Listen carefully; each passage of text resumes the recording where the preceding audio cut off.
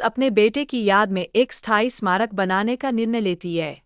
यह निर्णय न केवल उसके लिए एक जगह है जहां वह अपने गहरे दुख को खुलकर व्यक्त कर सके, बल्कि यह एक तरीके से उसके बेटे की याद को भी अमर बनाता है। इस प्रकार स्मारक उसके दर्द और यादों का एक सजीव प्रतीक बन जाता है। इस दौरान पियर्स की मुलाकात रिचर्ड नामक एक व्यक्ति से होती है जो उसकी कठिनाइयों में सांत्वना देने की कोशिश करता है। रिचर्ड उसे जीवन के मूल्य और आशा के बारे में बताता है। यह संकेत देता है कि कठिनाइयों के बावजूद जिंदगी में आगे बढ़ने के लिए हमेशा एक रास्ता होता है। उसका यह प्रयास एक तरह से पियर्स के लिए एक नई दृष्टि की ओर ले जाने वाला बनता है। पियर्स की कहानी में संघर्ष और पुनर्प्राप्ति का एक गहरा पहलू है जिसे समझना महत्वपूर्ण है।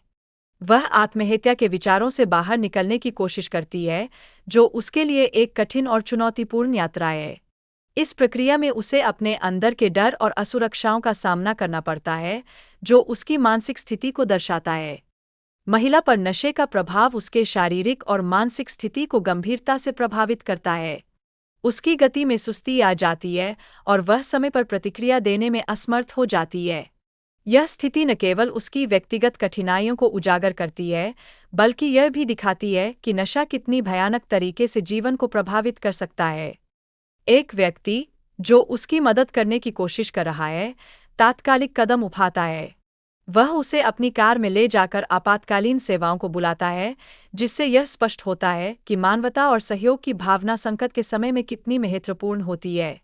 यह घटना दर्शाती है कि न केवल व्यक्तिगत प्रयास, बल्कि सामूहिक सहायता भी बचाव में एक महत्वपूर्ण भूमिका निभाती है। हालांकि घटनाओं में एक मोड़ आता है जब एक अन्य व्यक्ति धोखे से स्थिति को अपने लाभ के लिए उपयोग करने की कोशिश करता है। वह झूठ बोलकर अपने असली इरादों को छुपाने का प्रयास करता है, जो इस बात को दर्शाता है कि कुछ लोग संकट के समय में भी गलत रास्ते पर चल सकते हैं। यह स्थिति मानवीय नैतिकता और सहीदलत के बीच के संघर्ष को उजागर करती है।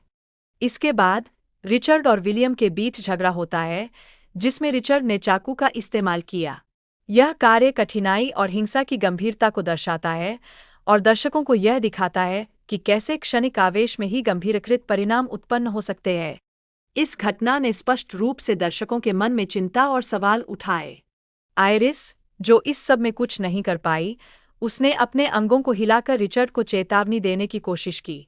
यह एक शक्तिशाली चित्रण है जो उसकी असहायता को दर्शाता है। इस स्थिति में हमारी आंखों के सामने मानवता के संघर्ष का एक विचार खड़ा होता है, जहां कुछ लोग दूसरों की मदद करने के लिए खड़े होते हैं जबकि कुछ केवल अपने स्वार्थ में लिपटे होते हैं। घटना के बाद रिचर्ड ने अपने अपराध को छिपाने की कोशिश की, लेकिन अंततः पुलिस मामले में शामिल हो गई। यह दर्शाता है कि चाहे कितनी भी कोशिश कर ले, अंततः अपराधियों को सजा मिलती है। यह एक सामाजिक सत्य है जो हमें यह सिखाता है कि हमारे कार्यों के परिणामों से बचना संभव नहीं है। महिला अपने प्रियतम की मौत के बाद मानसिक तनाव से गुजरती है, जो उसे अपने सच्चे स्वरूप के बारे में सोचने पर मजबूर करता है। इस यातना में वह खुद को फिर से खोजती है, जो उसके जीवन में एक नए अध्याय की शुरुआत का प्रतीक है। यह स्थिति दर्शाती है कि कैसे व्यक्तिगत नुकसान हमें आत्मविश्लेषण की ओर प्रेरित कर सकता है। इसके परिणामस्वरूप वह अपनी जान बचाने की कोशिश में एक कठिन लड़ाई लड़ती है, जिसमें उसकी भावनाएं और निस्वार्थता उसकी प्रेरणा बनते हैं। यह संघर्ष न केवल उसकी ताकत को दर्शाता है, बल्कि यह इस बात का संकेत भी है कि कैसे कठिन परिस्थितियों में भी इंसान अपनी मानवता को खोने नहीं देता। अंततः वह आत्मविश्वास और आशा के साथ अपने जीवन को पुनः प्राप्त करने की कोशिश करती है, जो उसकी मजबूती का प्रतीक है। यह यात्रा उसे न केवल व्यक्तिगत विकास के लिए प्रेरित करती है, बल्कि यह भी दिखाती है कि कैसे जीवन की चुनौतियों का सामना करके हम अपने असली स्वरूप को पहचान सकते हैं।